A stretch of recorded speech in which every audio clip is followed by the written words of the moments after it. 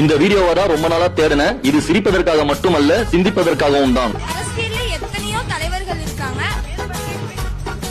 ஆனாலும் நீங்க பார்த்து ஆச்சரியப்பட்ட தலைவர் தான் யாருங்கய்யா? வந்து இப்ப நான் என்ன உங்களை சொல்றது? நம்ம முதலமைச்சர் தான். மர்க்கா சொல்லு. நம்ம முதலமைச்சர் தான்.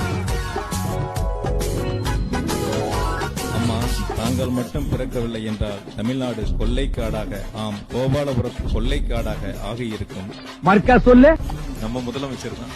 நிச்சயமாக என் உடம்பில் உயிர் உள்ளவரை கழகத்தினுடைய பொதுச் செயலாளர் மதிப்பிற்குரிய தியாக தலைவி சின்னம்மா அவருடைய வழிகாட்டுதலின்படிதான் என்னுடைய அரசியல் பயணம் தொடரும். மர்க்கா சொல்லு. நம்ம முதலமைச்சர் தான்.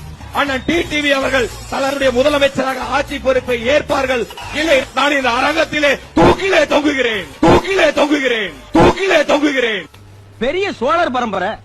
இவர் ராஜராஜ சோழன், அவர் ராஜேந்திர சோழன்.